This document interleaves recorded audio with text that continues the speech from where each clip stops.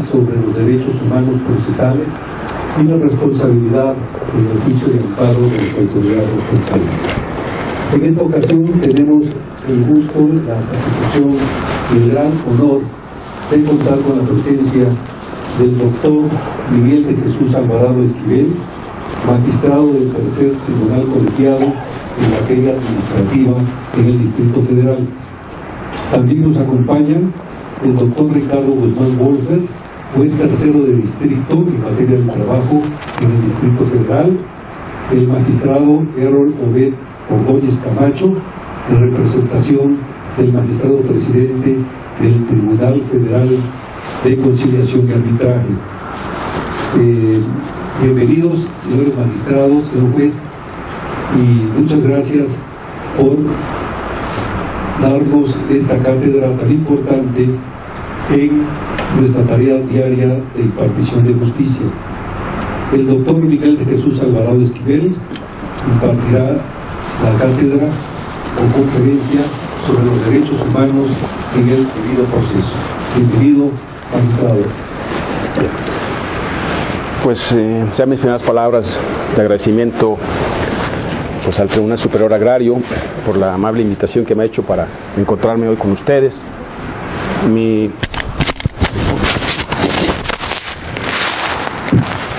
gratitud muy sentidas para el doctor Ricardo Guzmán, señor juez, quien personalmente me hizo la invitación.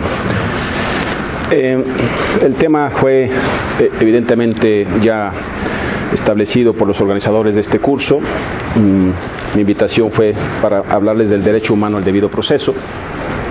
He preparado un material que ya está grabado en la computadora para que, pues, supongo que se le está pidiendo un correo electrónico a los asistentes para que por esa vía se les remita para efectos de que ustedes tengan un material para consulta, sobre todo porque al final pues viene una bibliografía que para que efectivamente aprendan del tema, pues evidentemente son obras muy valiosas sobre el debido proceso. Y bueno, como decía el profesor Chao, un profesor de los colegios ingleses de Oxford, él decía que para todo hay que tener un orden, una metodología, para las exposiciones, para las clases, las conferencias, porque dice que el orden y la metodología es tan importante como las vías lo son al tren. Siempre que tiene un punto de partida, el tren arranca de una estación y llega a una estación de destino, llega al fin de su recorrido y va trazándose desde luego un recorrido ordenado y un recorrido que, si no pasa algo extraordinario, llegará a feliz puerto, a feliz destino. Lo mismo sucede con las exposiciones. Hay que darle unas vías a este tren o a esta charla y desde luego pues de una manera totalmente convencional o arbitraria, si me lo permiten, he elaborado este recorrido para que esta charla tenga un orden también, una metodología. El derecho humano al debido proceso, las generalidades, pasaremos después al origen y desarrollo del debido proceso, el concepto de debido proceso, el debido proceso en el ámbito del derecho internacional de los derechos humanos. Sabemos pues la reciente reforma constitucional y toda esta revolución que están generando los derechos humanos, sobre todo en las actividades que desarrollamos, que son las actividades jurisdiccionales o judiciales, y que apenas pues ha disparado la primera bala de esta revolución. No se ha agotado nada, no se ha dicho toda, desde luego, pues nada definitivo, sino todos estamos cultivándonos, estamos apenas dando los primeros pasos o gateando, si me permite la expresión también, pues sobre este tema, este universo y fenómeno de los derechos humanos. Pasaremos al debido proceso en el ámbito latinoamericano, veremos los instrumentos latinoamericanos o convencionales que lo recogen. Habrá que llegar al concepto para ubicarnos frente a qué figura nos encontramos y los alcances del debido proceso en la jurisprudencia latinoamericana. Veremos que el debido proceso pues está anunciado en la Constitución, en las constituciones y en los instrumentos internacionales, pero realmente su cultivo, sí, pues se está generando, y su desarrollo, su evolución en criterios jurisprudenciales. La jurisprudencia sabemos perfectamente que es la interpretación judicial o jurisdiccional que hacen los órganos competentes para emitirla. La ley pues saben perfectamente que a veces es lagunosa, sistemática, contradictoria, remisiva, nos remite de un ordenamiento a otro, a la Constitución, luego al reglamento, y a veces andamos hasta normas oficiales mexicanas, que son normas cuya naturaleza sigue siendo muy discutida. Y entonces, precisamente la labor de los jueces, de los órganos jurisdiccionales, es precisamente emitir jurisprudencia para interpretar precisamente esas normas que muchas veces, con esos vicios que normalmente tienen, no permiten una aplicación que genere una seguridad jurídica. El objeto del debido proceso, los elementos del debido proceso son elementos configuradores de lo que precisamente es el debido proceso, para poderlo identificar y conocer su naturaleza en el mundo de todas las figuras jurídicas que tenemos dentro de un ordenamiento jurídico tan complejo como el nuestro. En los ámbitos de protección del debido proceso, hasta dónde podemos hablar de debido proceso en determinados procedimientos, solamente en los jurisdiccionales o también en los administrativos, y en todos los administrativos o tenemos que acotar. Entonces, precisamente la idea de estos capítulos.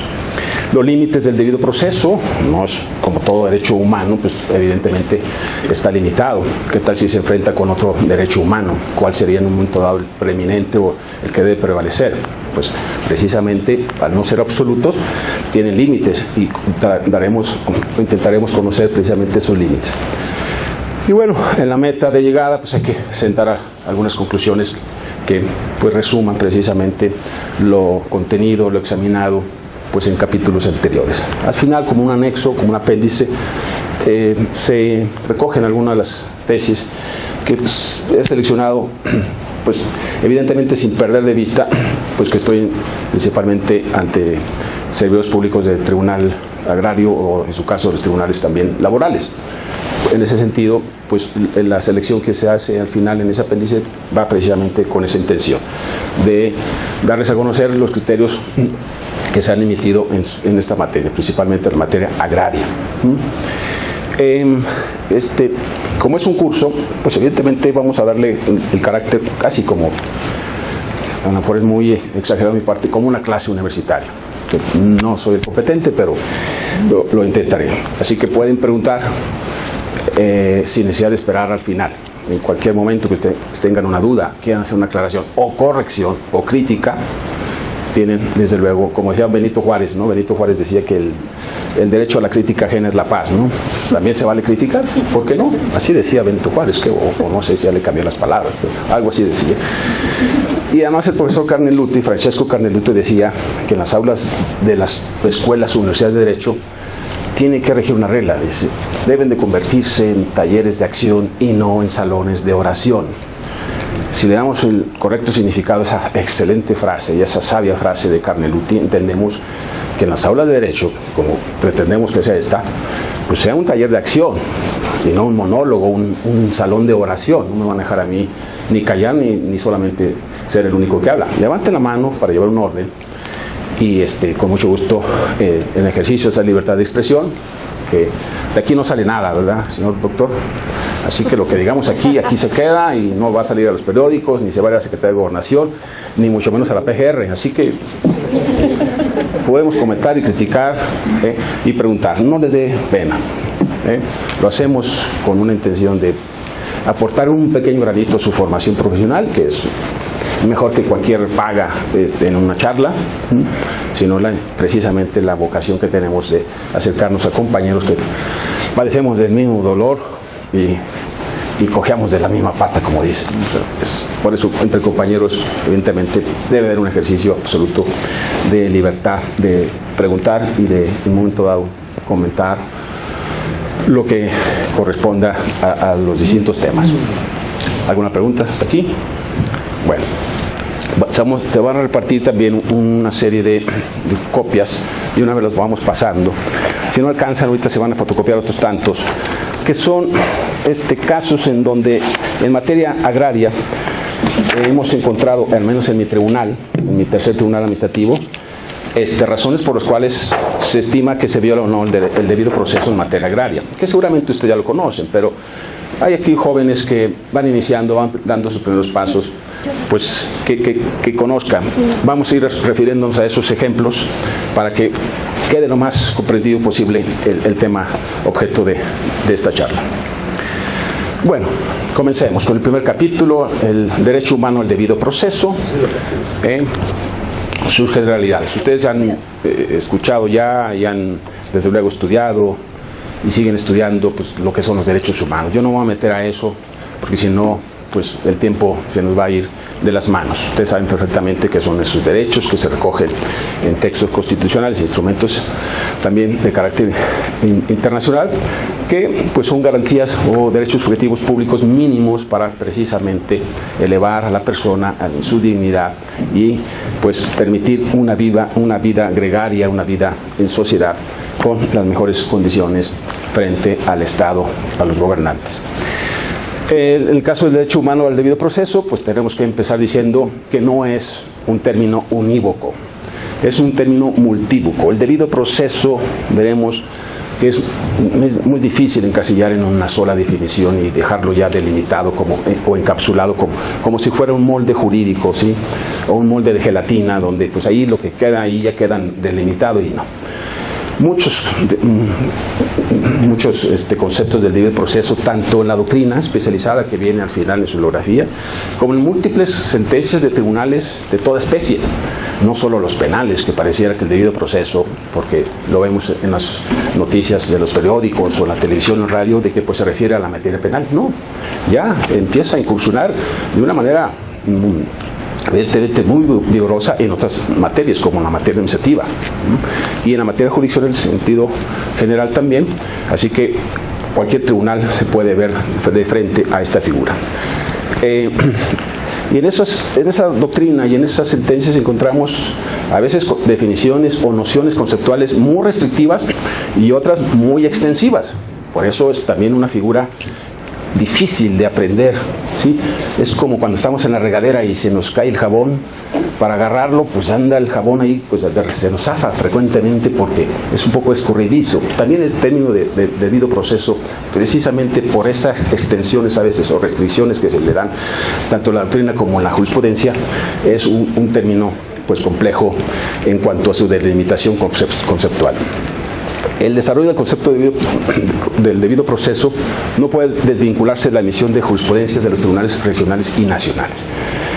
Realmente yo diría que la mejor semilla del debido proceso no es la ley, la Constitución o los tratados internacionales. La semilla que hace producir precisamente como fruto, como planta y desarrollarla, esa planta, ese fruto, es la jurisprudencia. No es un término que nos venga definido en la Constitución o en los tratados internacionales. La doctrina, y sobre todo la doctrina jurisprudencial, es en donde precisamente encontramos la génesis, las características o elementos que le dan contenido a esta figura. Pero por esa razón, al estar precisamente de manera constante y frecuente en evolución, en las decisiones de los tribunales, pues está en constante movimiento y crecimiento, está en evolución. Se enriquece y amplía continuamente, precisamente por la actividad jurisdiccional, la actividad que encomienda la Constitución y el ordenamiento jurídico a determinados órganos del Estado, ¿sí? Para que precisamente aplican el derecho objetivo al caso concreto, a fin de resolverlo y dictar justicia en esa controversia de una manera civilizada, que no ocurra pues un desvío de allí en el ejercicio precisamente de el derecho por parte de órganos distintos al Estado. Es un servicio público de ineludible satisfacción por parte del Estado. Mientras los otros servicios públicos pueden ser incluso dejados o abandonados por el Estado, la justicia no. La salud puede irse todos a hospitales y clínicas privadas y sigue existiendo el Estado. La educación, tenemos universidades privadas y colegios y primarias y secundarias de carácter privado. El Estado en un momento dado, en dejación absoluta, podría dejar de prestar ese servicio. Lo tenemos en la Constitución y bienvenido, y qué bueno, pero el Estado puede dejar de prestar ese servicio y otorgar o respetar ese derecho humano de acceso a la educación, ¿sí? y sigue existiendo. En cambio, hay 3 servicios públicos que no puede dejar de prestar el Estado, porque si no, no se concibiría como tal.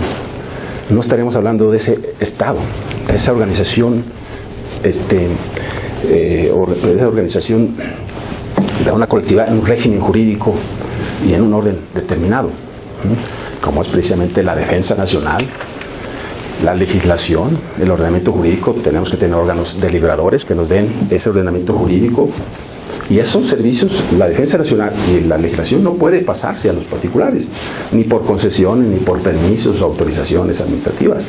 Igual la administración de justicia. La administración de justicia es un servicio público de ineludible satisfacción por parte del Estado. Esos tribunales, algunos por ley, tienen esa encomienda de emitir jurisprudencia, que es su interpretación que le están dando a las leyes que ellos aplican en su quehacer diario de resolver controversias que se someten a su consideración. Sin embargo, podemos decir que es un término multívoco, que es difícil de aprender en un solo concepto, que está en constante evolución, el debido proceso, que se enriquece paulatinamente y constantemente en la jurisprudencia de los tribunales competentes para emitirlo. Pero hay 2 razones en las que sí existe consenso. Primero, la asociación del debido proceso con el juicio, la justicia del juicio. En eso la doctrina, tanto teórica como jurisprudencial, tienen mínimas diferencias o disputas. Casi hay un concepto unánime. Decir que el debido proceso sirve precisamente para hablar o estar en presencia de un juicio justo.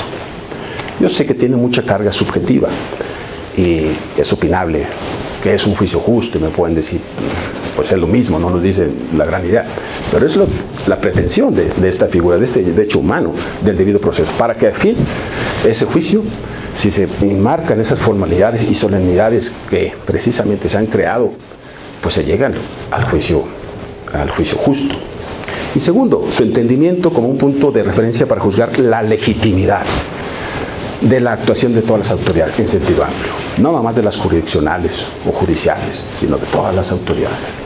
Un procedimiento administrativo, al solicitar, no sé, una autorización para establecer un negocio mercantil o un restaurante, pues bueno, tienen que recibir la solicitud y en una serie, nos metemos en el cauce del procedimiento correspondiente, precisamente para que esa actuación del Estado, a través de sus distintas autoridades, sea legítima, tenga legitimidad.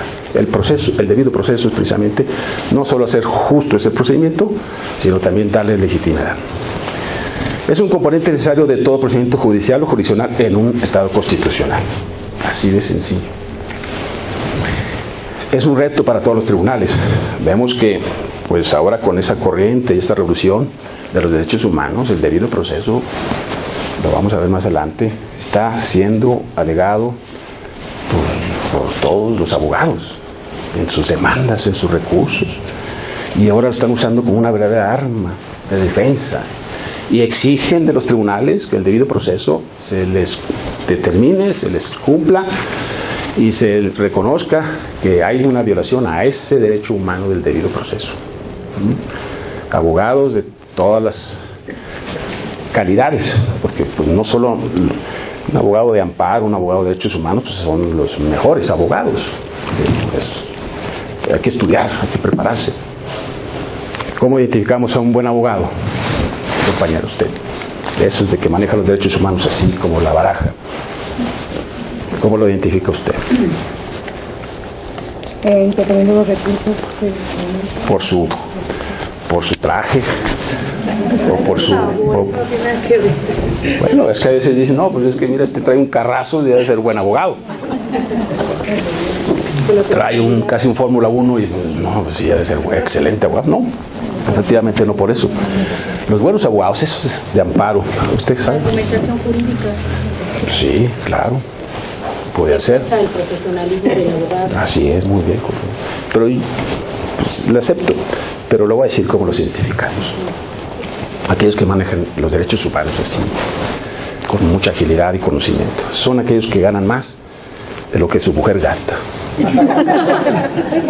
Aquí hay algunos, por acá adelante, por allá, sí, seguramente por acá hay varios.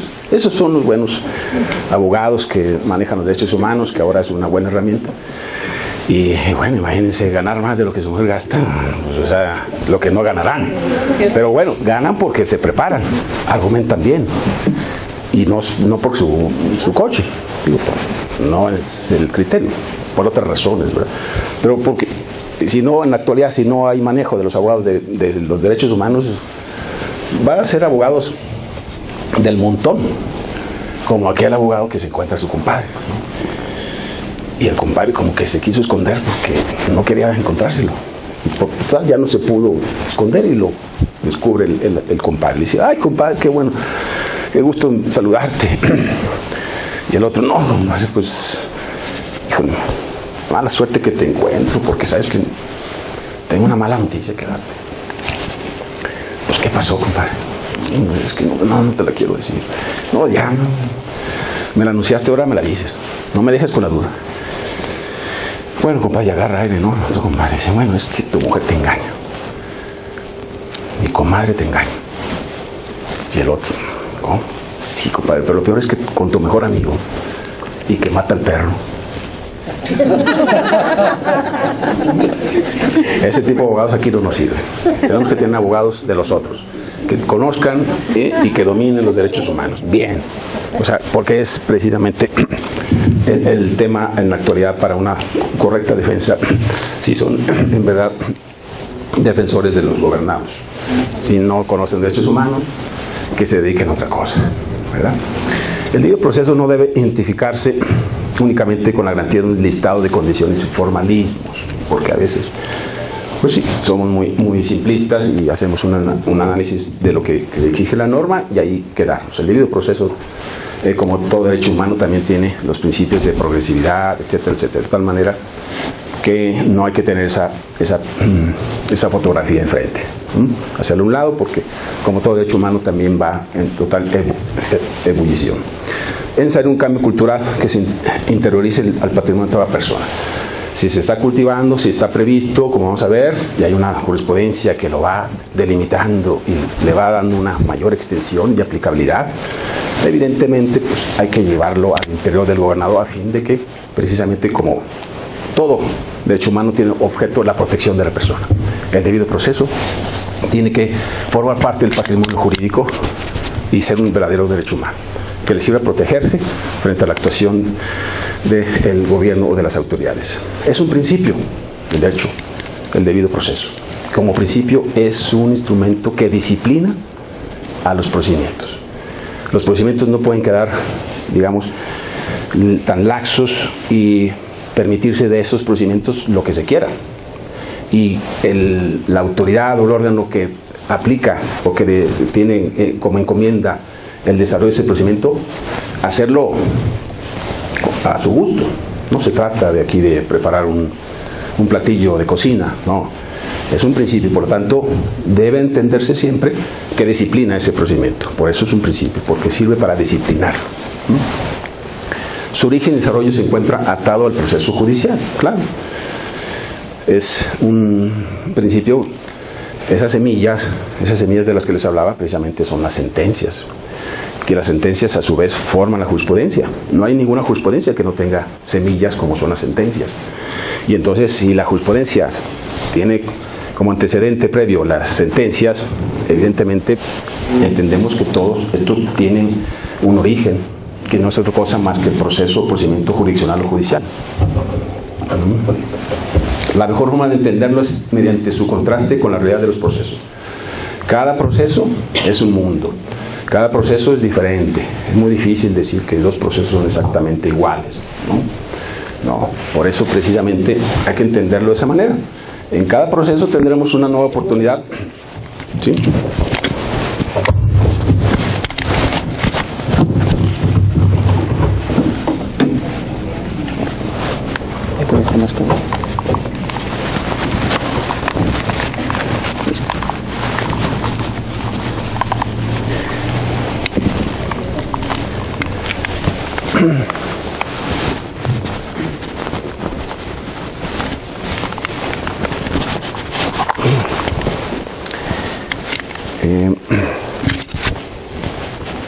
¿Sí se escucha?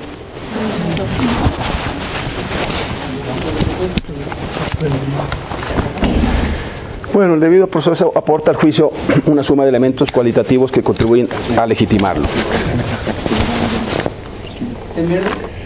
Ya, sí, ok. Un juez americano, un juez Frankfurter, decía, fíjense también la genialidad de este juez, ¿no? Una justicia en el procedimiento, por eso lo referimos siempre a la materia de la controversia, al proceso. Una justicia en el procedimiento es debido proceso en el sentido primario de su acepción. O sea, no hay un proceso que sea legitimado, que sea justo, que en verdad deba llamarse así, si no tiene como finalidad precisamente conseguir esa justicia. El debido proceso permite llegar a esa justicia que todo proceso pretende definir para el ganador, para los ganadores, al contrario de su contraparte, ¿no? El debido proceso representa una herramienta de legitimidad y cambio en el discurso judicial contemporáneo. Vamos a ver que es un reto. El debido proceso, si no lo tomamos como algo muy serio en la actividad jurisdiccional, pues también vamos a tener pues muchas deficiencias y la calidad de la prestación de ese servicio va a dejar mucho que desear. El debido proceso hay que tenerlo como un buen acompañante. Yo diría como un amante o un amante. Tenerlo cerca y hacer de él algo cotidiano. El tenerlo como algo que va a legitimar nuestra actuación como órgano jurisdiccional. Una herramienta ineludible que tenemos que acatar. El debido proceso tiene un alto contenido ideológico y sumamente casuístico, sí. Para unos tribunales el debido proceso se va así y para otros no. No saben cómo los tribunales, sobre todo tribunales terminales como los colegiados, lamentablemente por un defecto de diseño en nuestro sistema judicial federal, la Constitución y la ley de amparo permite que dos tribunales terminales como son los tribunales colegiados interpreten las mismas leyes bajo los mismos procedimientos o juicios y sin embargo lleguen a conclusiones diferentes, como si fueran existieran dos o más justicias. No, ya sé que hay la contradicción de tesis, el pleno circuito que elimina esa contradicción, pero si no hay denuncia, esa justicia se está repartiendo a veces por piso. No, pues es que aquí está el primer tribunal y en el segundo piso está el segundo y así. Entonces cada tribunal tiene su justicia. Pues sí. Evidentemente, pues precisamente cada tribunal tener esa facultad, que no es el problema del tribunal, es el problema de la Constitución y de la ley que permite eso, a diferencia del resto de países. En ningún país existe esa posibilidad. Siempre hay la sentencia que entra en contradicción con otro tribunal de la misma jerarquía, se puede apelar o se puede casar, el recurso de casación, para que se defina una sola justicia y no se violen dos derechos humanos, como el de la igualdad. Los tribunales colegiados tratamos de forma desigual a los mismos gobernados con sus mismas controversias. Unos ganan el amparo y otros lo pierden, cuando son los mismos asuntos jurídicos. Y segundo, derecho humano violado con este sistema, pues el de la seguridad jurídica. No sabemos a qué atenernos. Si nos cae en un tribunal, esta es la justicia. Si nos cae en el otro tribunal, es esta otra justicia. Pues no. Sin embargo, pues todo es caso por caso. El debido proceso va a ser por cada tribunal, en el caso específico, va a ser aplicado y le va a dar su propio tribunal con esa libertad de criterio que tiene, le va a dar su propio contenido y significado. No lo podemos evitar. Es casuístico.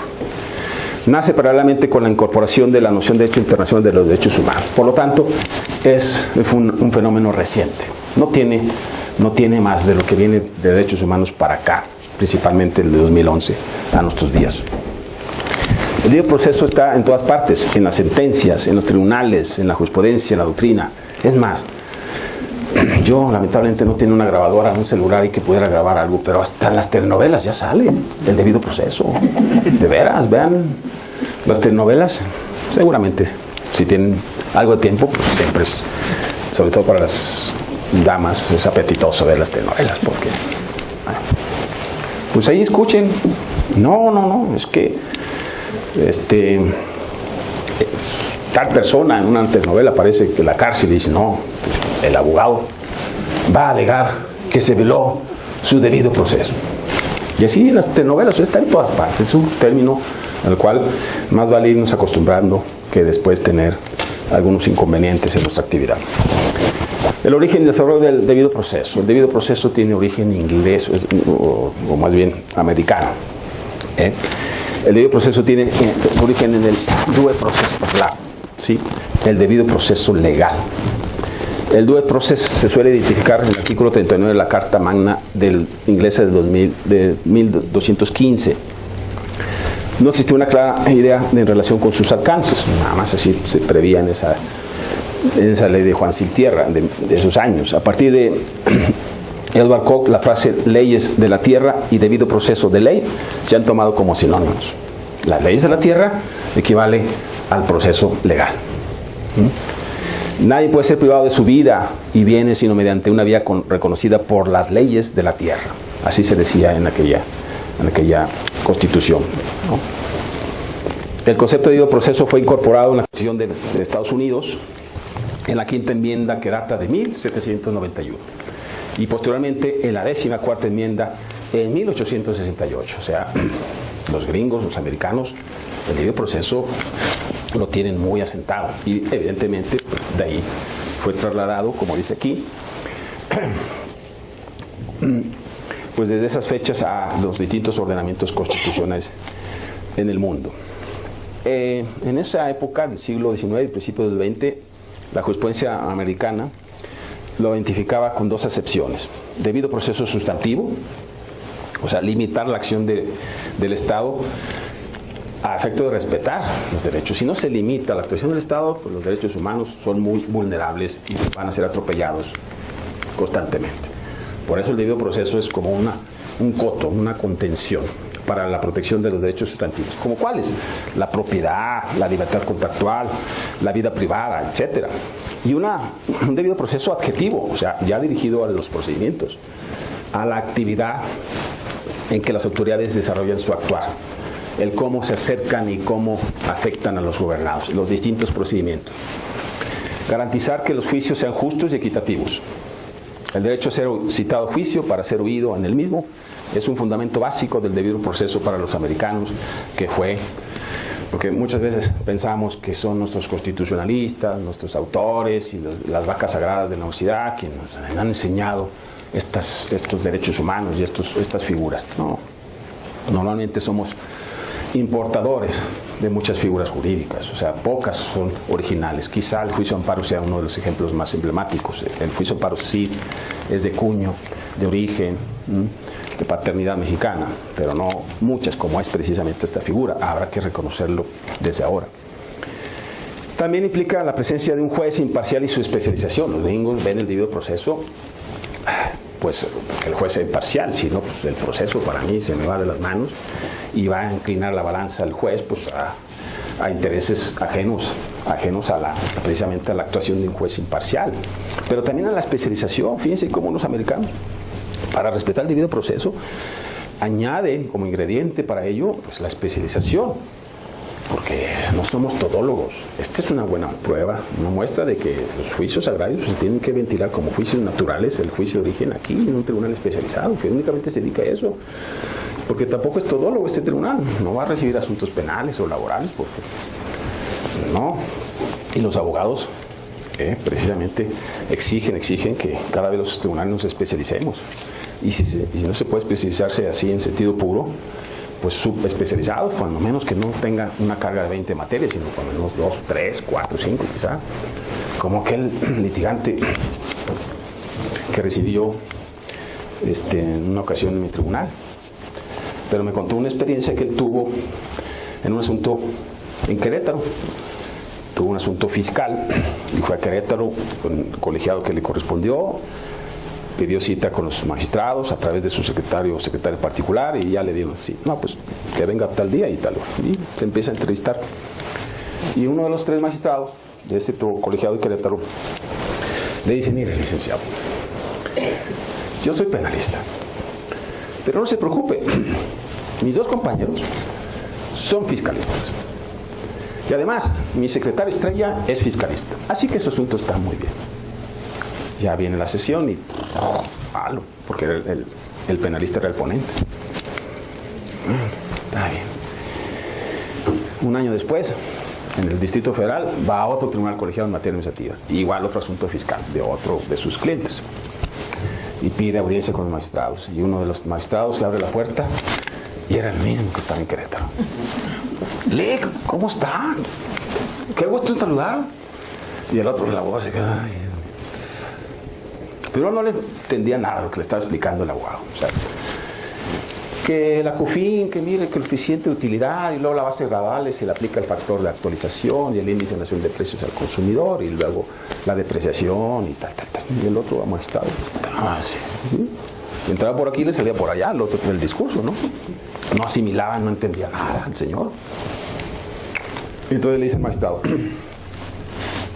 pues ya me conoce usted. ¿Ya para qué le digo? No se preocupe, mis dos compañeros son fiscalistas, muy buenos. Y mi secretario estrella es fiscalista, así que su asunto está en buenas manos. Llega el día de la sesión y se resuelve el asunto, ¿y qué creen? Otra vez palo. Entonces, evidentemente, la especialización sí es necesaria. Que el presupuesto no debe para tanto, cuando menos que la política, la intención de los consejos de la judicatura o las juntas de gobierno de los distintos tribunales, ¿sí? Busquen eso, busquen la especialización, porque, reitero, no somos todos los juzgadores, al igual que los médicos, al igual que, no sé, los arquitectos, ¿no? Unos hacen carreteras y otros hacen edificios, en fin. Entonces, lo mismo. Va implícito en el debido proceso la especialización judicial. Más allá de lo que se acaba de exponer, se reitera que el nombramiento legal de debido proceso fue producto de un prolongado derrotero camino iniciado en la Carta Magna del 2015 y que concluyó con la quinta enmienda a la Constitución de Estados Unidos, luego más de 5 siglos, ¿no? Si lo analizamos rápidamente, encierra una idea tan simple como importante. El debido proceso es un proceso respetuoso de los derechos y las garantías de la persona humana que deben ser reconocidos por el derecho internacional de los derechos humanos y por las constituciones que lo contienen. O sea, ahí fue desde ese año se perfiló para donde iba el debido proceso. A quedar plasmado, quedar con letras de oro en los tratados internacionales de derechos humanos y en las constituciones o normas fundamentales de los distintos países o naciones. En el debido proceso, pues, quedan plasmados segura e inamoviblemente el respeto al derecho de defensa en juicio, a ser juzgado por un tercero imparcial, y la igualdad jurídica de las partes. Las partes en el proceso tienen que llegar con las mismas armas, ¿sí? El tener la misma oportunidad de probar, el tener la misma oportunidad de probar con determinados medios, ¿sí? El poder alegar en los mismos plazos, términos y condiciones, por escrito los dos, o los dos de manera oral, en audiencia, etcétera, recurrir, todo lo que vamos a ver más adelante. Entender qué es el proceso desde el plano constitucional y de los derechos humanos nos conducirá hacia el respeto del debido proceso. El profesor argentino, que tiene libros sobre todo de procesal constitucional, Osvaldo Hussaini, el concepto de debido proceso a partir de la Carta Magna, pero muy especialmente de la jurisprudencia constitucional de Estados Unidos, se ha desarrollado en 3 sentidos, nos dice este profesor argentino. El del debido proceso legal, adjetivo formal, entendido como reserva de ley y conformidad con ella en materia procesal. El debido proceso va acompañado, ¿sí? Una buena compañía, no de esas malas compañías que a veces tenemos. Una buena compañía del debido proceso es el principio de legalidad. Es decir, exige que los procedimientos y las distintas etapas de ese procedimiento, de ese proceso jurisdiccional judicial, tenga claridad en la ley, tenga previsión o esté perfectamente establecido cuáles son las etapas y cuáles son la intervención de cada una de las partes en ese proceso. Por lo tanto, entonces, si no está en la ley, un debido proceso sería muy difícil de poder enmarcar y decir, pues aquí se violó o no se violó. Por eso, el principio de legalidad, el debido, como reserva de ley, la reserva de ley es eso, que esté previsto en la ley. así como el principio legal existe en materia penal, por ejemplo, ¿no? Nulo crimen sin ley, nulo pena sin ley, ¿no? O sea, no hay delito ni pena que no esté prevista en la ley. Pues no hay un debido proceso que no esté perfectamente delimitado, encuadrado, etapa por etapa, y cada una de las formalidades y posibilidades de intervención del juzgador o tribunal y de las partes contendientes y terceros coadyuvantes en la administración de justicia, como los peritos, los testigos, etcétera, etcétera. B. La creación de debido proceso constitucional o debido proceso a secas como procedimiento judicial justo, todavía adjetivo, formal o procesal. Ese es el contenido, la justicia del proceso. Y C. El desarrollo del debido proceso sustantivo o principio de razonabilidad, entendido como concordancia de todas las leyes y normas de cualquier categoría contenido de los actos de las autoridades públicas con las normas, principios y valores del derecho de la Constitución, en un sentido, desde luego, pues muy general, y que es la luz que busca. El debido proceso es como la estrella polar, para los aztecas, para los pueblos antiguos. No tenían brújula, como ahora. Ahora hasta los celulares y los relojes tenemos brújula y tenemos un GPS en el coche, en la camioneta, y le ponemos la dirección y nos va diciendo por dónde nos vamos. Pero en los pueblos antiguos, pues, su brújula eran las estrellas, los planetas. Pues la estrella polar de los tribunales debe de ser el debido proceso. No se puede dirigir a otro norte, a otro sur, porque la estrella polar lo están apuntando acá. Eso debe ser el debido proceso para los órganos jurisdiccionales. La guía constante, permanente y de actividad cotidiana. En suma, un resumen. Los antecedentes datan de la Carta Magna, donde Juan Sin Tierra en 1215 otorga a los nobles ingleses, entre otras garantías, el del due proceso of law, ¿sí? El debido proceso legal. Se los otorga desde aquella época, del siglo XIII. Es una figura antiquísima. No es, desde luego, una figura, pues para ellos, novedosa como para nosotros, sino es a partir del caso Cassés, por ejemplo, que resolvió la Corte, es cuando se empezó a hablar de debido proceso, pero en todos lados. Entonces, para ellos no, para ellos es una cosa, por eso el avance que tienen ellos, un mejor ordenamiento. Esos genios de aquella época, esos constituyentes de aquella época, pero vieron algo que todavía hasta nuestros días no tenemos. O sea, es un principio de mucho valor para, sobre todo, los tribunales. La cláusula 48 de dicho documento disponía que ningún hombre libre podrá ser apresado, puesto en prisión. De ahí siempre cuando hablamos de debido proceso nos referimos a lo penal, ¿no? Y el señor juez no me dejará mentir, pero no, vamos a ver que ella es una herramienta para todo tipo de actividad jurisdiccional. Puesto en prisión y desposeído de sus bienes, costumbres y libertades. Fíjense cómo habla de costumbres, que es un derecho humano, que implica un derecho humano a la cultura, por ejemplo. Ellos lo cuidaban, sus costumbres, que muchas veces para nosotros no nos damos cuenta, pero se nos están yendo pues a resumidero muchas de las costumbres, ¿no? Sino en virtud del juicio de sus partes, según la ley del país.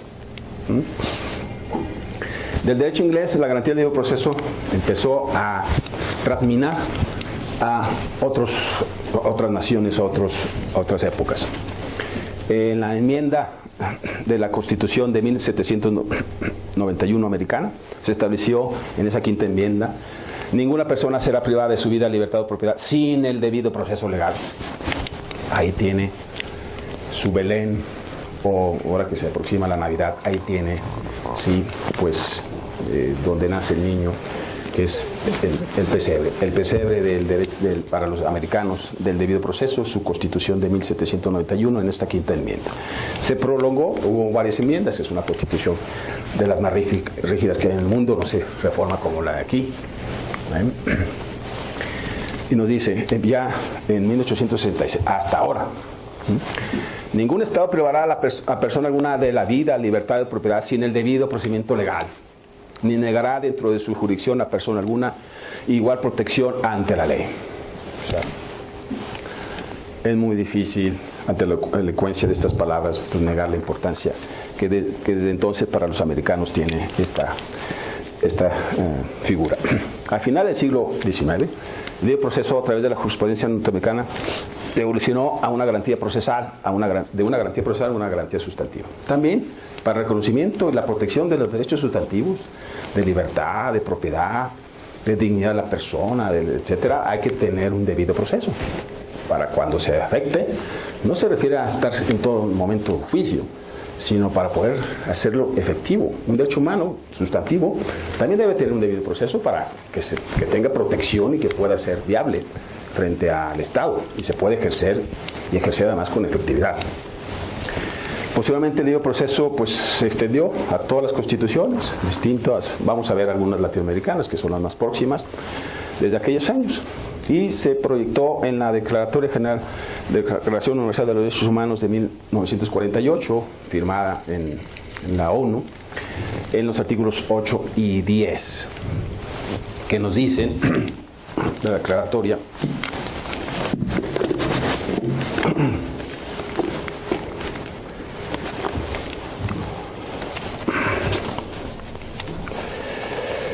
no van a escuchar el debido proceso, y ahí está la trampa.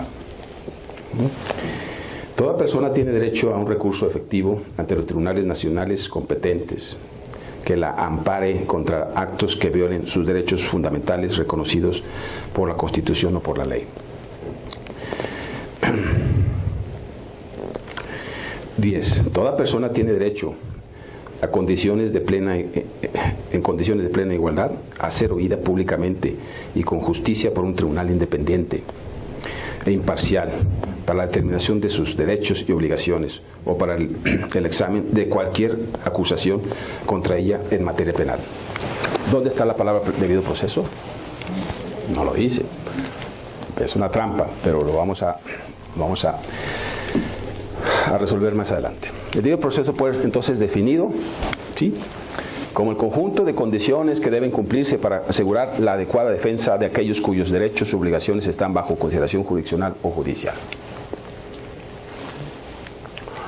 La esencia del debido proceso, de acuerdo con lo establecido por esta declaración que les acabo de leer, es el derecho de toda persona a ser oída públicamente y con justicia por un tribunal independiente e imparcial para la determinación de sus derechos y obligaciones frente al Estado.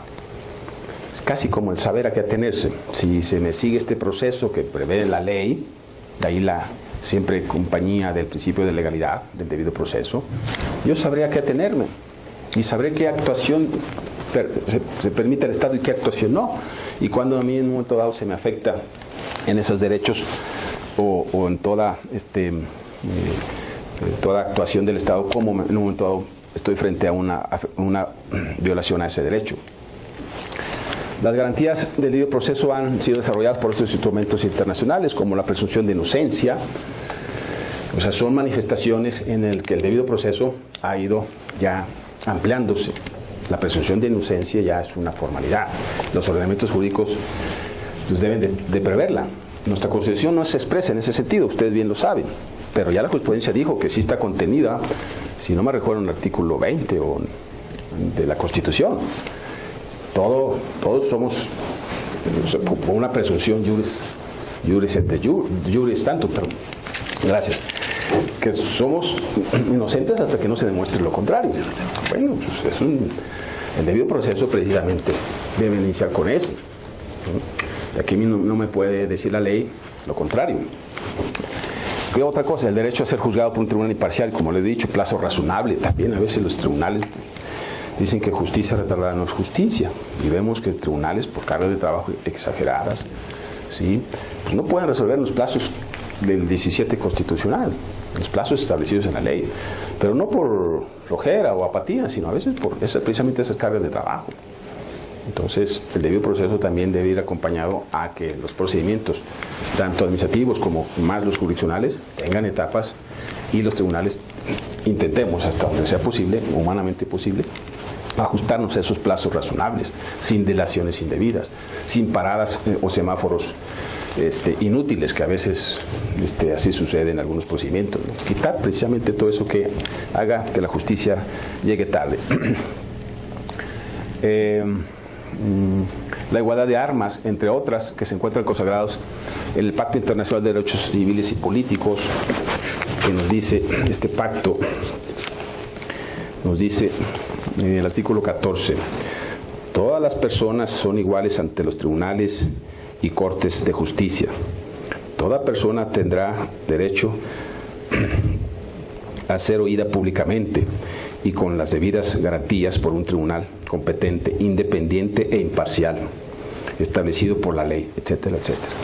En la Convención Americana de Derechos Humanos, el artículo 8, que viene más adelante también, pero lo conocen ustedes perfectamente.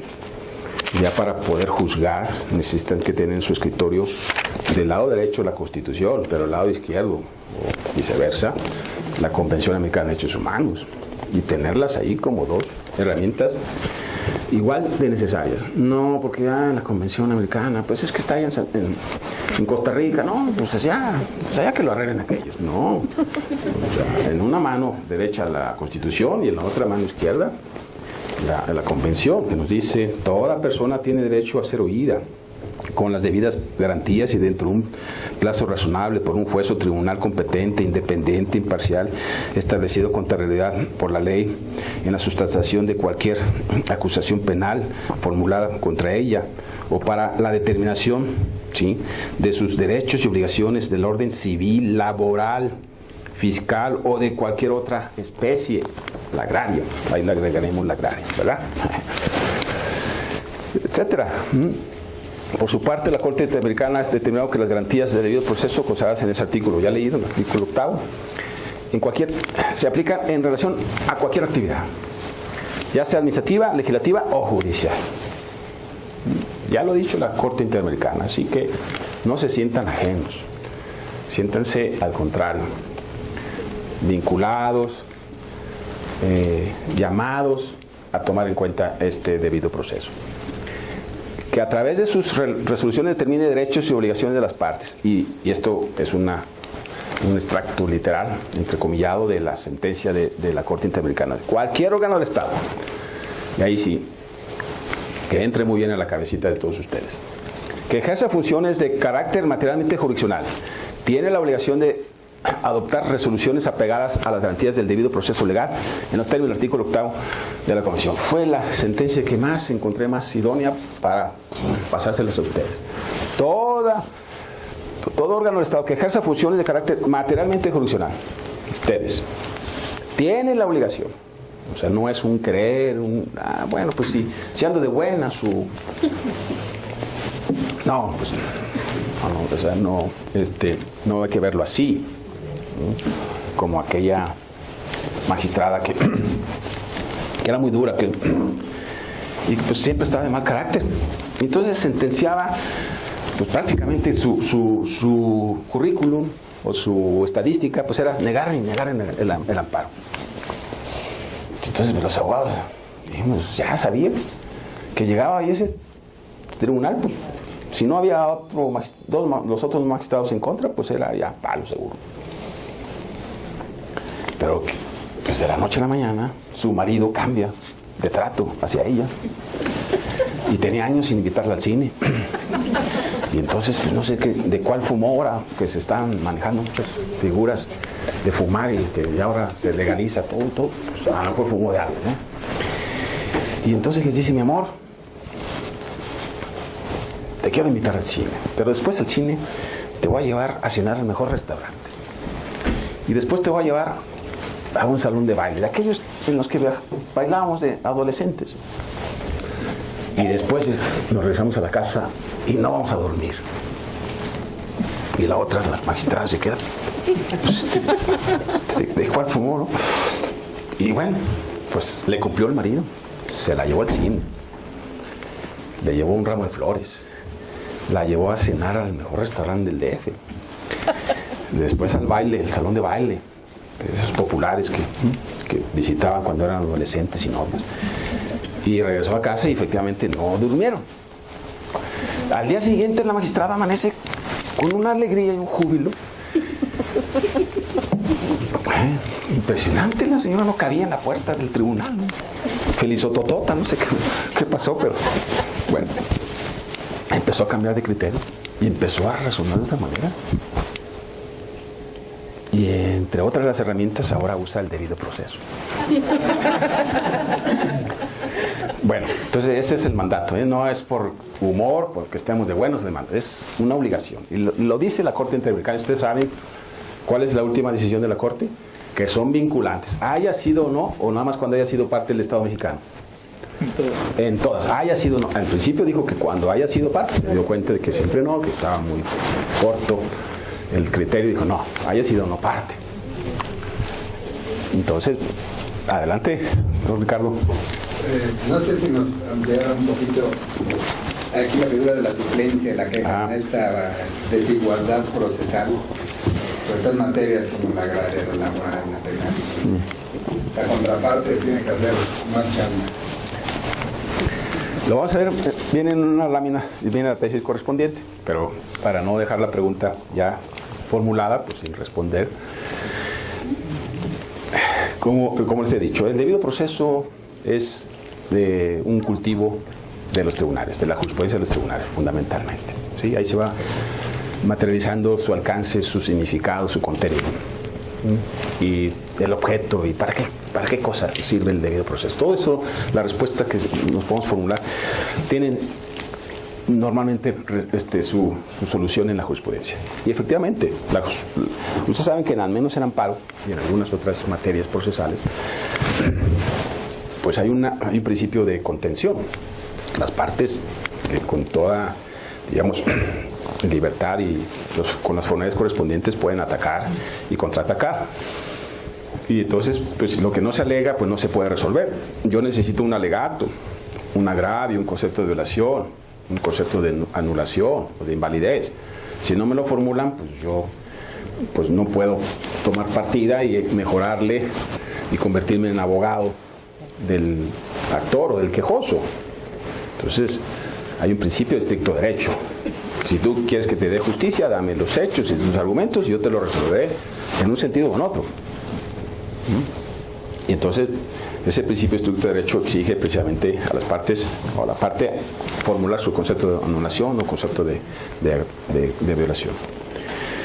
Pero tiene como figura, como excepción, en la suplencia de la deficiencia de la queja. Que, oye, ¿por qué? Si debe de existir una igualdad de partes y de oportunidades, pues ¿cómo que le suples y le mejoras su argumento? O incluso no venía el argumento, tú se lo creaste, lo plasmaste y lo resolviste. Entonces ya te convertiste en un tribunal parcial para favorecerle. Y entonces ya rompiste ese equilibrio de las armas procesales y de igualdad procesal de las partes. Pues no, la Corte ha tenido oportunidad precisamente de cara al debido proceso que pronunciarse sobre esta figura de la suplencia de la deficiencia de la queja, sobre todo a partir de la reforma constitucional del 2011 y la ley de amparo del 2013, que amplió algunos supuestos de suplencia para las clases vulnerables, por ejemplo. Pero sin embargo la Corte ha dicho que pues en el mundo, digamos, de las distintas controversias, siempre hay materias en donde las partes no entran ante la puerta, no cruzan la puerta del tribunal en igualdad de condiciones, por razones culturales, por ejemplo, por razones de edad, razones económicas, también, por ejemplo, ¿no? Entonces, ya de antes había salvado como excepción a la suplencia de la deficiencia de la queja, pero se acusó su debate a partir de la reforma constitucional y la de amparo, y tuvo que pronunciarse de nuevo, insistiendo precisamente que el legislador tiene esa libertad de reconocer en ciertas materias las partes no tocan la puerta del tribunal en iguales condiciones culturales, económicas o incluso hasta lingüísticos, porque imagínense un indígena contra una persona que se habla español y nuestros textos pues, están en español, pues el indígena está en una condición vulnerable, una condición muy, muy complicada para poder acceder al tribunal y demandar justicia. Todas esas razones que deben estar justificadas bajo el principio de proporcionalidad y razonabilidad permite que el legislador establezca en la ley supuestos de suplencia de la deficiencia de la queja, sin violar el debido proceso precisamente por ese criterio racional y proporcional y siempre una justificación. O sea, si no hay una razón de ser de la figura o del supuesto de suplencia, ahí sí sería contrario al debido proceso.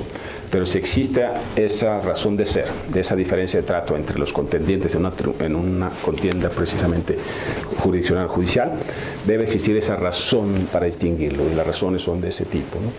razones económicas, de vulnerabilidad social o cultural, lingüística, entre otros. Un menor de edad, un incapaz, evidentemente, pues hay que suplírselo.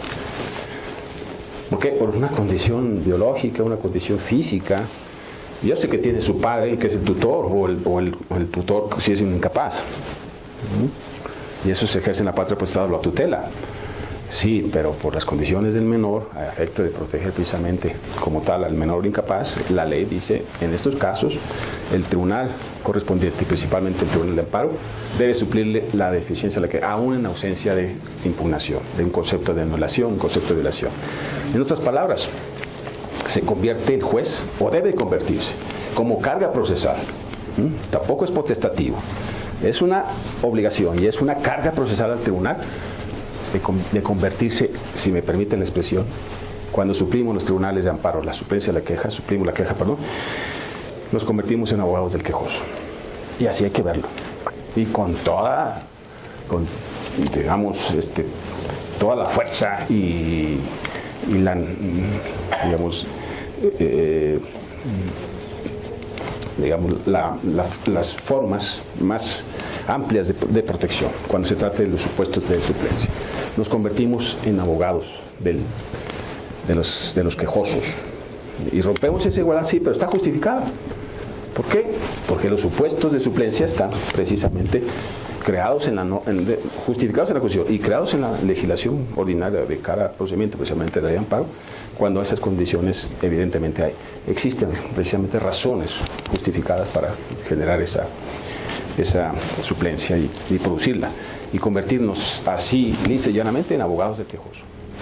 ¿Qué supuesto además de los mencionados? Por ejemplo, en el caso de la fracción primera 79 horas de la ley de amparo, pues se habla del cuando la ley haya sido declarada inconstitucional por la Suprema Corte de Justicia de la Nación en los plenos de circuito. Si en un juicio, por ejemplo, en un juicio administrativo hay una multa fija, una multa de tránsito, una multa ecológica, una multa fiscal, una multa de la Procuraduría Federal del Consumidor, ¿sí?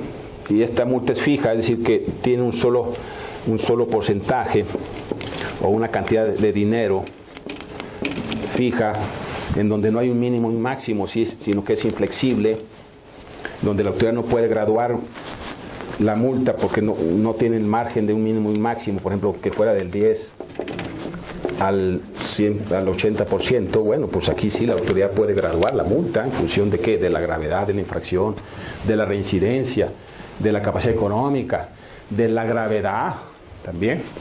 No, si solamente es el 10% o el 1000, pues es una multa fija. Y eso ha sido declarado inconstitucional por la Suprema Corte de Justicia de la Nación en jurisprudencia firme. Si hay un juicio en donde a mí me viene alegando la orden de verificación administrativa más la multa, y yo me pronuncio nada más como juez por la legalidad de la orden de verificación administrativa y olvido la multa y no veo que es multa fija,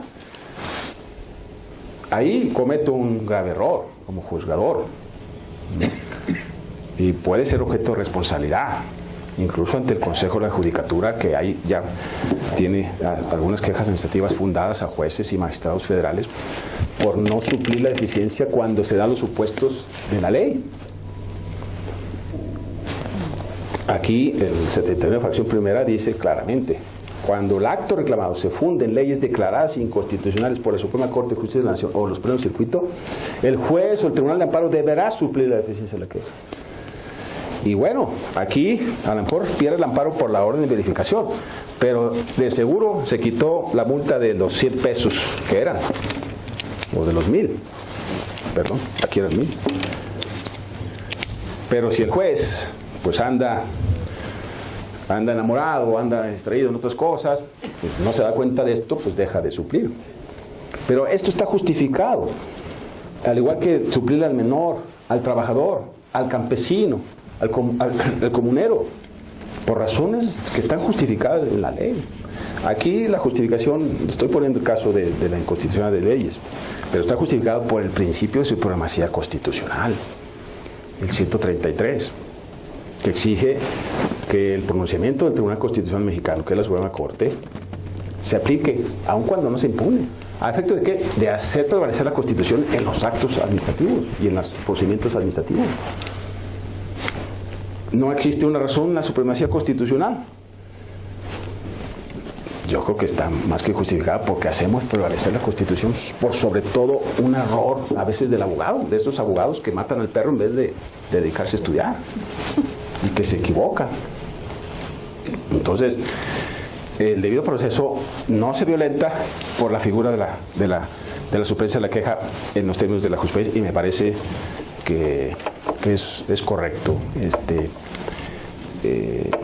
A veces pensamos que la jurisprudencia, pues sí, los magistrados o ministros legislan. No, pues es que la interpretación que hay que darle, esa jurisprudencia que justifica la suplencia de la queja como no violadora o no restrictiva o como una figura que afecta el debido proceso, está justificado. No comparto otras a lo mejor, pero esta sí la comparto. Porque en última instancia, ¿cuál es la diferencia entre un juez y un médico, licenciada? Pues la materia, el objeto de su conocimiento y trabajo, claro. Profesión. Es que uno anda de negro y el otro anda de blanco, ¿no? También, ¿no? No, es que también. Bueno, el médico siempre anda de blanco y los jueces, pues los ministros andan de negro con su toga y todo, ¿no? Sí, pero hay otra diferencia. Cuando se equivoca el médico, hay un entierro, un sepelio. Y cuando se equivoca el juez, hay jurisprudencia. Cuando se equivoca el juez, hay jurisprudencia. No le entendí el completo. Pero en este caso no, aquí sí latinó. La jurisprudencia sí latinó. Creo que me parece que está justificado que en la suplencia de la queja no se viole el debido proceso, porque los supuestos de suplencia son primero limitados y creo que sí tienen todos una justificación proporcional y razonable para precisamente romper esa igualdad. Dice aquí que el abogado no alegó en su demanda de amparo, no alegó nada de la multa fija, se le olvidó. ¿Y cómo el juez le concedió el amparo y le quitó la multa de 1,000? Por la suplencia. ¿Pero por qué? Porque como esta multa es fija y está declarada en jurisprudencia firme, hay que hacer prevalecer la jurisprudencia sobre cualquier procedimiento ordinario y obligar y mandar un mensaje a las autoridades de que la jurisprudencia de constitucionales normas, a fin de respetar esa supremacía constitucional, puede ser otorgada de manera gratuita por los tribunales de amparo a través de la vía de la suplencia de la eficiencia de la queja. ¿Sí, compañera? ¿Está entendiendo un poco? ¿Quedó entendido por acá? ¿Alguna pregunta más? ¿Cómo vamos, compañero? Adelante, ¿seguimos? Vamos a seguir, pues. En términos generales, la única región en donde la noción es empleada constantemente como una medida cualitativa de los procesos jurisdiccionales es el continente americano.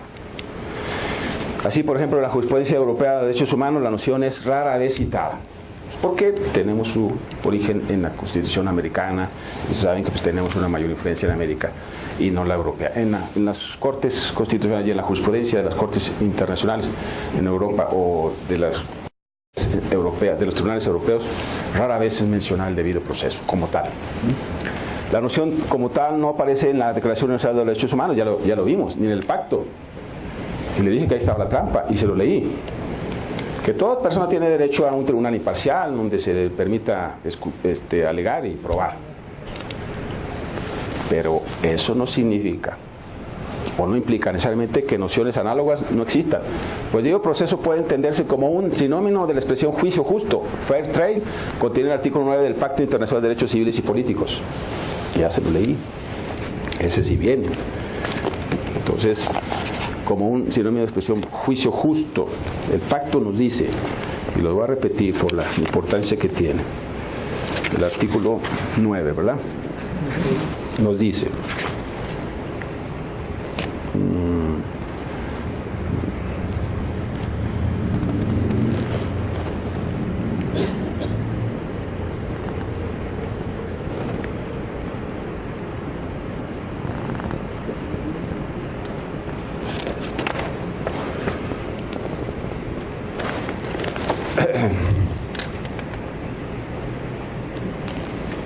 entre otros, nos dice este artículo, todo individuo tiene derecho a la libertad y a la seguridad personal.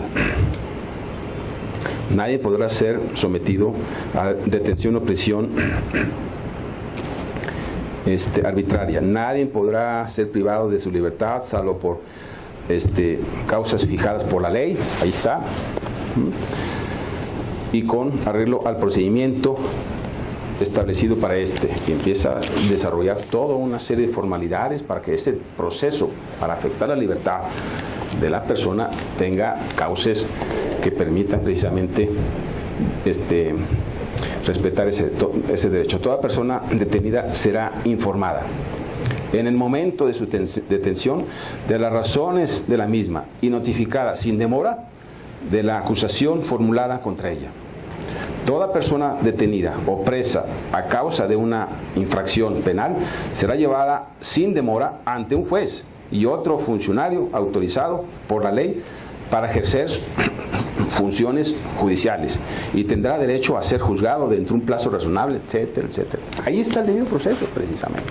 Aunque no se le denomine como tal, la noción expresamente no existe, pero está por equivalencia incorporada en otro tipo de figuras como este tipo de procedimientos o declaraciones convencionales. La Convención Americana del 69 también dice, sí presenta referencias más precisas. En primer lugar, el artículo 8 no nos dice debida garantía. No nos dice. Esta expresión plantea una estrecha relación con la noción de debido proceso. Aquí el texto, fíjense lo que dice. Toda persona tiene derecho a ser oída con las debidas garantías dentro de un proceso razonable. Debidas garantías. Ahí está. El debido proceso. Si tenemos garantías en ese proceso es, desde luego, la figura que estamos mencionando. Pero en esta convención el artículo 46 sí lo menciona. Así que tampoco puedan decir que es una noción ajena o que olvidó, ¿no? 46 de la misma convención nos dice, ya lo ponemos con negritas, las disposiciones de los incisos 1A y 1B del presente artículo no se aplicarán ¿cuándo? B. No existe legislación interna del Estado de que se trate el debido proceso legal. No me pueden decir que ahí no existe. Para la protección del derecho o derechos que se alega fueron violados. Se trata de restricciones para los estados en caso de suspensión de, ustedes saben, el estado de sitio, por ejemplo, el estado de suspensión de garantías cuando hay una convulsión social, hay una guerra, hay un desorden público, digamos, extendido en una población, en una ciudad determinada. Bueno, ahí hay restricciones, pero no se aplica, dice, no existe en la legislación interna lo que se trata del debido proceso. Y empieza a contener ese tipo de figuras que en las propias convenciones se establecen. De tal manera que es posible establecer que la Convención Americana reconoce el derecho de dos formas, de una manera implícita en el artículo 8 y una manera explícita en el artículo 46.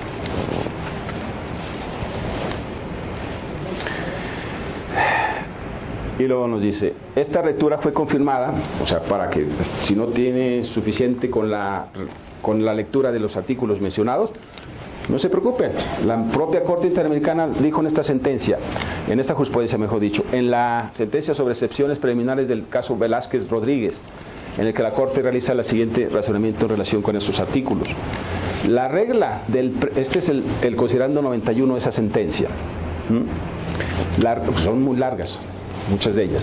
La regla del previo agotamiento de los recursos internos en la esfera del derecho internacional de los derechos humanos tiene ciertas implicaciones que están presentes en la Convención. En efecto, según ella, los Estados partes se obligan a suministrar recursos judiciales efectivos a las víctimas de violación de los derechos humanos. Artículo 25. Recursos a las víctimas. Recursos que deben ser sustanciados de conformidad con las reglas del debido proceso legal. Artículo 81.4. Todo ello dentro de la obligación general a cargo de los mismos Estados de garantizar el libre y pleno ejercicio de derechos reconocidos en la Convención a toda persona que se encuentre bajo su jurisdicción. Artículo primero. Por ello, cuando se invocan ciertas excepciones a la regla de no agotamiento de recursos internos, ustedes saben que antes de acudir a la Corte Interamericana se pasa a la Comisión y luego si la Comisión lo califica, pasa a la Corte. Pero hay que agotar todas las instancias del ordenamiento jurídico nacional antes de llegar allá, a tocar la puerta de la Corte Interamericana. Es un medio subsidiario. Los propios ordenamientos, si son respetuosos de las convenciones, tendrán todos los instrumentos protectores de derechos humanos, tanto jurisdiccionales como no jurisdiccionales, como por ejemplo la Comisión Nacional de Derechos Humanos. Si no es suficiente, el afectado todavía siente que en el país, en su nación, no se le proporcionó la justicia que demanda, podrá tocar, después de agotar todo esto nacional, allá en la Corte Interamericana. Como son los electricistas, ¿no? Pues andan varios. Hay, según las últimas noticias, ahorita México tiene entre 12 y 15 causas en la Corte Interamericana. Como son la inefectividad de tales recursos o la inexistencia del debido proceso legal. No solo se está alegando que el agraviado no está obligado a interponer tales recursos, sino que indirectamente se está imputando al Estado involucrado una nueva violación a las obligaciones contenidas por la Convención. En tales circunstancias, la cuestión de los recursos internos se aproxima sensiblemente a la materia de fondo. Entonces, en sus sentencias, en su jurisprudencia, la Corte Interamericana solamente es una sentencia para emitir jurisprudencia, no es como aquí que se necesitan 5 en caso de reiteración. Allá es una sentencia, una jurisprudencia. En cuanto a los elementos que integran la Corte de debido proceso, la Corte ha establecido desde hace tiempo que los mismos pueden variar en función de la materia de que se trate. Claro, yo les había dicho que es un concepto unívoco, es flexible, es casuístico, o sea, depende de dónde nos encontramos. En cada materia habrá un debido proceso. Y habrá tamaños de debido proceso, si me permite la expresión. Habrá debidos procesos grandotototes, ¿sí? Y habrá debidos procesos un poco más regulares y otros más pequeñitos, dependiendo de la materia. En función de la materia que se trate. Hay unos más intensos, debidos procesos más intensos, como la materia penal, y unos un poquito, digamos, si ustedes quieren, más relajados o flexibles en otras materias, principalmente en la materia administrativa. El siguiente pasaje de una... A ver, ¿verdad? ¿Ya? Bueno, déjame terminar. ¿Cuántas hojas me faltan para...? Tres hojitas, y para quedarnos en un capítulo. Bueno, esto es muy, muy sencillo.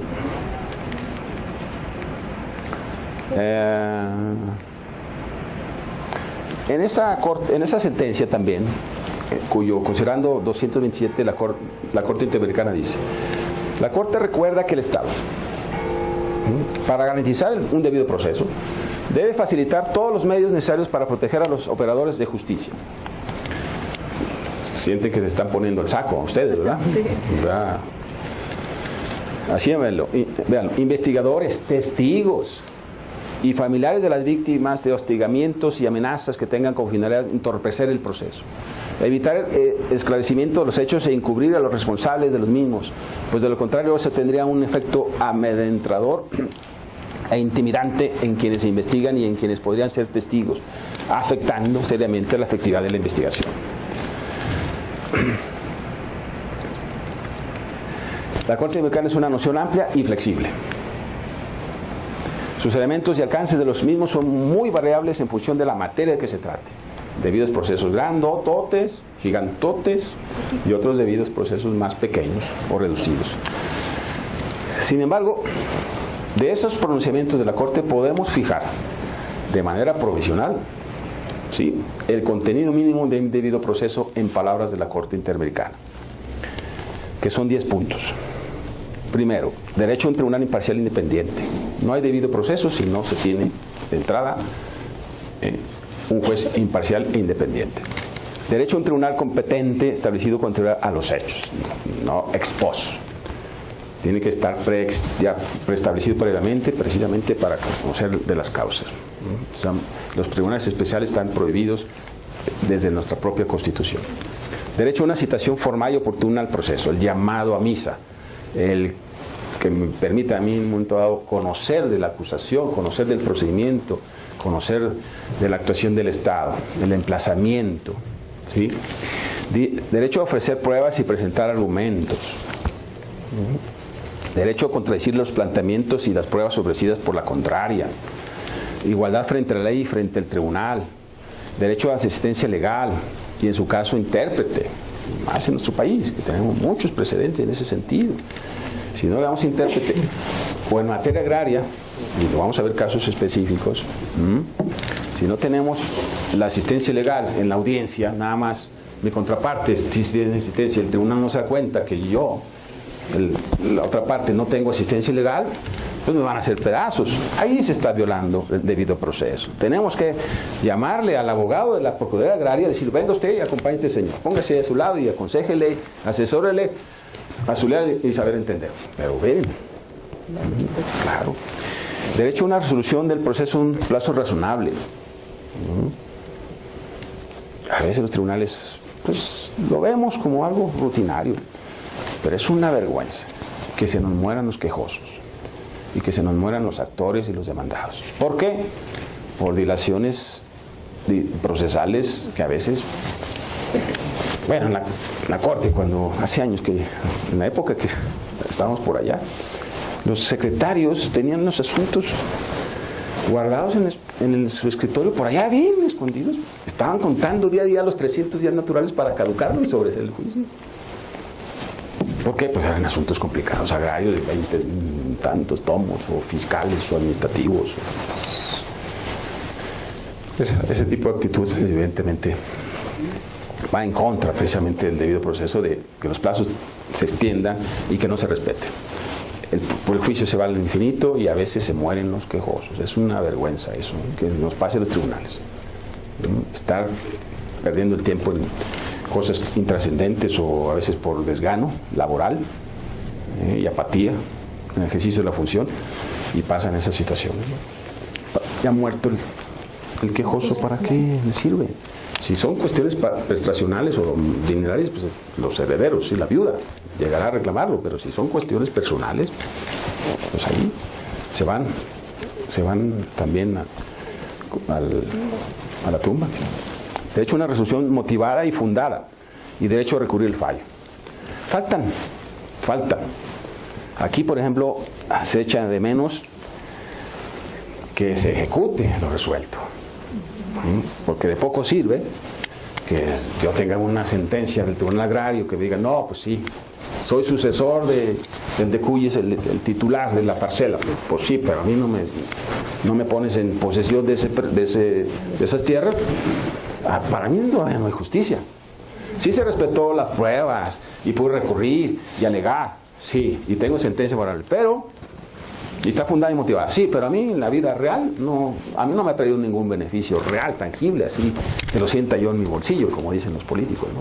Entonces falta ahí que se cumpla lo resuelto, porque el debido proceso tiene que llegar a eso, hasta allá.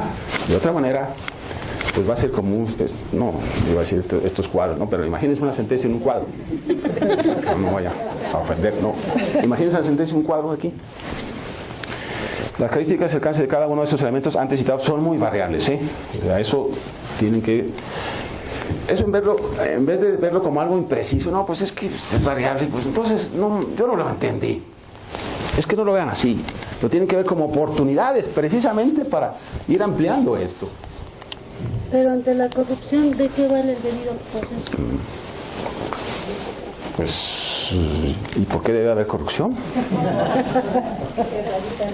Caso específico, materia civil, emplazamiento. Los actuarios que tienen 30 años de actuarios, si no hay billetito, ¿pueden hacer un y emplazamiento? sí, yo me acuerdo porque yo litigaba antes, le ponen el billetito abajo del expediente y ya saben, pues no, nos vemos afuera a la 1:00 y ahí está, hasta los abogados lo llevan De hecho, emplazan y ejecutan, pues hasta lo invitan a comer. No encuentras al demandado, Sí, deberías de dejar un citatorio, sí. pero no llevan el citatorio. Y entonces tienes que volver a sacar cita para nuevo emplazamiento. O sea, ¿cuántas veces el actuario tiene que regresar al domicilio? O sea, no puede ser. Sí, habrá que reconocerlo, ¿no? Si hay lamentablemente esa enfermedad. Pero bueno, hay que también... Y ahí, pues, ahí está la corrupción. ¿No? Sí, pero las soluciones de la corrupción no está en el debido proceso, ¿no? La solución de la corrupción está en cuestiones culturales y en las autoridades encargadas de combatirla, ¿no? El Consejo de la Judicatura, disciplina, el órgano de disciplina, sí, otras medidas, pero no en el debido proceso. El debido proceso no es el antídoto para impedir eso. Eso se debe a cuestiones culturales y otro tipo de razones, pero no a esto. Cuestión eminentemente subjetiva, la calidad del proceso. Bueno, por cuestiones de respetar su tiempo, le dejamos aquí, vamos bien, son como unas 100 hojas del apunte. No sé si tengan, no sé si tengan alguna pregunta. A mí me dio un permiso hasta las 8, así que si no me voy a ir a otro lado.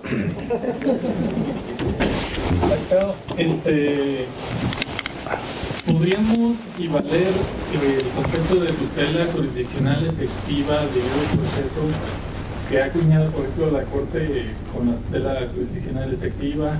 Precisamente usted destaca un aspecto muy importante, que no es la misma tutela jurisdiccional efectiva durante el proceso y posterior al proceso. Ya durante la ejecución de sentencia ya hay un poco de menos garantías de audiencia y defensa para hacer efectivo el fallo que cuando estás en el proceso, ¿no? Que tienes que darle las oportunidades, etcétera, de probar, de alegar, de comparecer, de recurrir.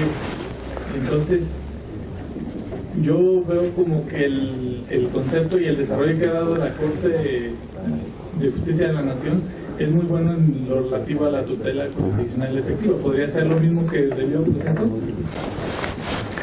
Sí, es una pregunta muy interesante y me alegra que se formule. Yo diría que mire, son especies o partes de un todo. Yo lo fijaría, pero lo vamos a ver más adelante en las especies que vienen ahí. Pero yo lo fijaría así. A reserva que lo veamos en una gráfica posterior. Aquí está el debido proceso. Y en uno de sus extremos, o sea, que están conviviendo, que es un mosaico. Es un mosaico, es el debido proceso, como el que tenemos aquí en el piso, ¿sí? Es una amalgama, es una mezcla de cuestiones. Aquí está precisamente la tutela judicial efectiva, que pues para los europeos es un término más usual en sus constituciones y en las jurisprudencias de sus tribunales. Por ejemplo, si ustedes ven la Constitución española, la tutela judicial efectiva está en el artículo 24, ¿sí? Para algunos otros tribunales, entre la Corte, está la garantía de audiencia.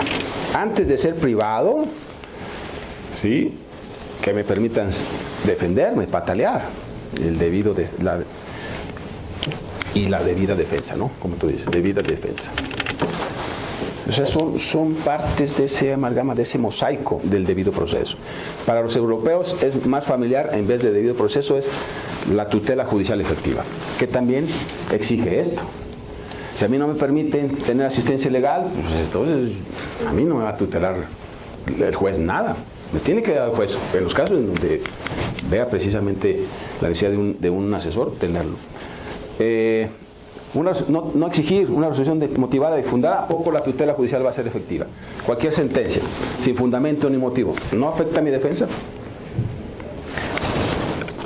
La garantía de audiencia, antes de ser privado, a mí dame un procedimiento en el que yo tenga estas formalidades o estas etapas, en donde yo pueda actuar en uno u otro sentido. Y la debida defensa. Todos estos conceptos, efectivamente, están enmarcados, son parte del debido proceso, pues. No son ajenos, son inherentes a un verdadero debido proceso, si nos concretamos al debido proceso. Sí. Y la Corte lo ha reconocido, lo vamos a ver más adelante. Sí. Sí, supongo que a la que se refiere el licenciado Juan Carlos, Sí. en relación a las tutelas, tenemos que la jurisprudencia, la tesis es aislada efectivamente, pero muy interesante. Ajá. Muchas tesis son aisladas en este momento porque hay material nuevo en materia de derechos humanos. Entonces hay que tener paciencia para que se pueda considerar como jurisprudencia para nosotros. No obstante que en materia convencional, como ya lo mencionó, tanto las sentencias como las mismas decisiones que establece la Corte es jurisprudencia para nosotros. Lo que menciona esta tesis es que la tutela está no solamente en lo que es el debido proceso, que lo ubica dentro del juicio, sino marca tres partes: antes del juicio, en el juicio y después del juicio. Y el debido proceso incluso va más allá cuando, si bien no existe una disposición expresa como un artículo inconstitucional si se encuadra en una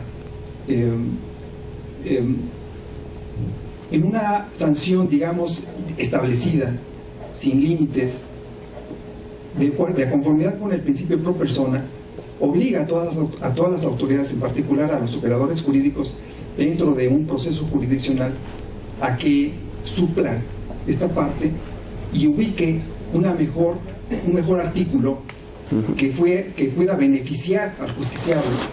Y en ese sentido, la suplencia de la queja va más allá de solamente establecerlo en los parámetros que la misma ley establece. Como por ejemplo, en materia de responsabilidades administrativas de los servidores públicos, la anterior ley fijaba sanciones fijas, 15 días o 30 días. Sí, lo que vemos. Si bien no existe no se marcaron como inconstitucionales, sí se puede determinar que es violatorio con el artículo 113 constitucional cuando éste establece diferentes sanciones con objeto de individualizar la pena, y por esa razón no puede uno guiarse directamente a una sanción fija cuando, por las razones subjetivas del justiciable, tiene que dársele una ponderación específica para que se pueda sancionar. Entonces el debido proceso a veces no está tan claramente establecido, sino que de conformidad con cada procedimiento disciplinario o cada juicio tiene que darle ese matiz el operador jurídico. Sí.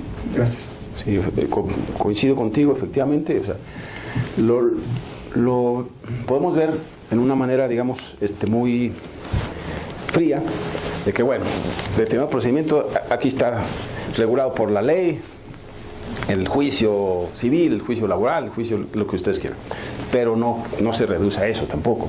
Efectivamente, caso a caso, aún como una laguna del legislador, una falta de previsión de algo, si en un momento dado vemos que precisamente los contenidos del debido proceso se trasladan a una determinada controversia, aunque esa ley que regula esa controversia o la prevé, podemos dar ese paso. Por eso digo que está en evolución. No nos quedemos así tan fríamente, sino busquemos precisamente esas soluciones. Ahí la única observación que yo daría es que bueno, aunque no se hayan declarado esos artículos de la Ley Federal de Responsabilidad Administrativa de los Servidores Públicos inconstitucionales, acuérdate de la jurisprudencia temática. La jurisprudencia temática, como siempre lo dices, cuando se trata del mismo tema, ¿sí?, podemos trasladar esa jurisprudencia generada al declarar ciertos artículos a los otros artículos que no han sido ni siquiera motivo de amparo. ¿Pero por qué? Contiene el mismo tema. Esta jurisprudencia de estos artículos, que sí existe jurisprudencia por esos artículos, lo trasladamos a estas otras normas por el tema, porque establecen multas fijas. Y la jurisprudencia dice, las disposiciones, o dice, las legislaciones que establezcan multas fijas son inconstitucionales, sin distinción. Esa jurisprudencia nació, si no me recuerdo, en materia civil. Cuando los jueces, como medida de premio, el papá debe entregar los menores porque la custodia está a favor de la otra cónyuge, ¿sí? No lo prevengo, y si no lo prevengo, entonces lo vuelvo a percibir con multa. Y la multa del Código de Procedimiento Civil decía 5,000 pesos, así, una sola cantidad. Se generó esa jurisprudencia y ahora después se trasladó a todos los códigos de procedimientos civiles. Y vean, en el país no hay ningún código de procedimientos civiles que establezca multas fijas. Ya todos los legisladores se pusieron a chambear y modificaron su texto correspondiente, aunque no hayan sido objeto de amparo, pero por la jurisprudencia temática saben que son inconstitucionales. ¿Para qué se exponen a un amparo? Hay hasta suplencia de deficiencia de queja. Esos amparos se ganan porque se ganan. Con esa observación nada más de tu comentario, lo demás lo comparto absolutamente. No hay otra pregunta. Bueno, muchas gracias. Agradecemos al doctor magistrado Miguel de Jesús Alvarado Esquivel su ponencia de esta tarde y lo invitamos y esperamos para la próxima semana. Muchas gracias. Gracias a ustedes. Gracias a todos, los esperamos la próxima semana.